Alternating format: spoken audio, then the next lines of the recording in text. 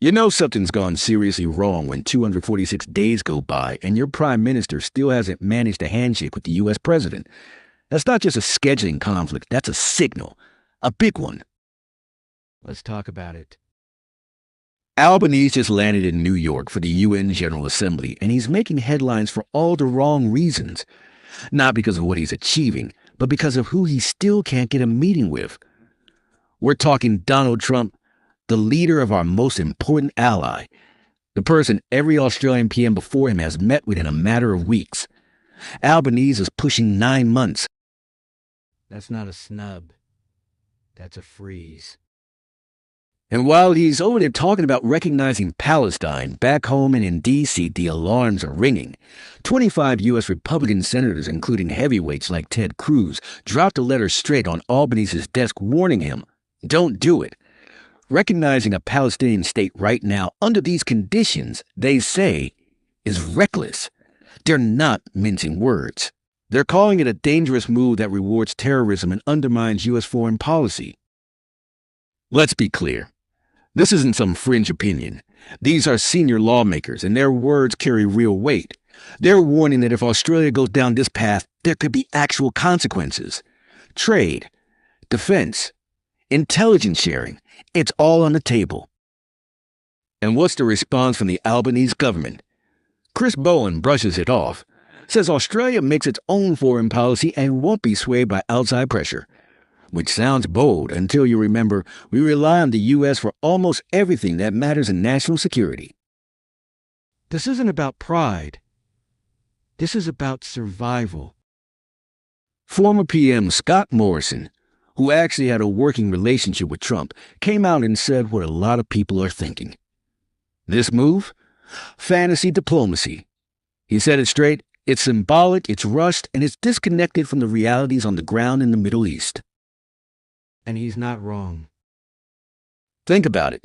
What exactly are we recognizing? A functioning state with a government, borders, security forces, and civil services? Or a fractured territory controlled in part by Hamas, a group that's still holding hostages?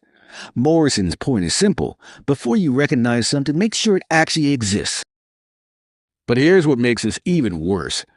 While Albanese is waiting for a meeting that never comes, Trump is rolling out the red carpet for other world leaders. Zelensky, Javier Milei, Ursula von der Leyen. The list goes on. The message is crystal clear. America is choosing who it wants to work with, and right now, Australia's not on that list. Let's not pretend this doesn't matter. The U.S. alliance is the foundation of Australia's defense policy. Everything from the AUKUS submarine deal to Five Eyes intelligence sharing to our role in the Quad depends on that relationship being rock solid. When that starts to crack, the costs are massive. If you think this is just about Trump being unpredictable, think again. This is about trust. Leaders talk face to face when they trust each other, when they believe the other side understands their values, their red lines. Right now, Trump clearly doesn't trust Albanese, and that's a problem. Morrison nailed it when he said the broader relationship might still be intact. But our orbit around Washington is more distant than it used to be. And in diplomacy, perception is reality. If other countries see us drifting away from the U.S., they draw conclusions.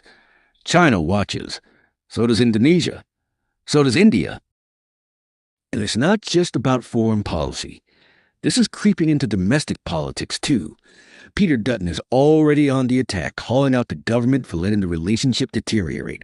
And if Albanese can't get that meeting soon, that criticism is going to stick. Let's be honest. The timing of this whole Palestine move is terrible. The world is facing multiple crises all at once. Ukraine, China, Iran, North Korea. This is not the moment to be freelancing on foreign policy. This is the moment to be locking arms with your allies, and instead we're drifting. Even worse, it feels like the Albanese government is treating this like a symbolic win, something to score points with progressive voters. But foreign policy isn't a campaign trail. It's not applause lines. It's about results. And the result here is that we're being ignored at the top level of global power. Morrison's point about fantasy diplomacy hits hard because it's not just about this one issue. It's about a pattern, a kind of naive approach to global affairs where intention matters more than outcome. But in the real world, it's the opposite. Good intentions without smart execution get you sidelined. And when you're sidelined by the U.S., you lose influence. You lose leverage. You lose the ability to shape the conversations that affect your own future. Take AUKUS. That's a $68 billion deal. It's not just a defense contract, it's a statement that Australia is serious about regional security, that we're willing to invest in long-term deterrence.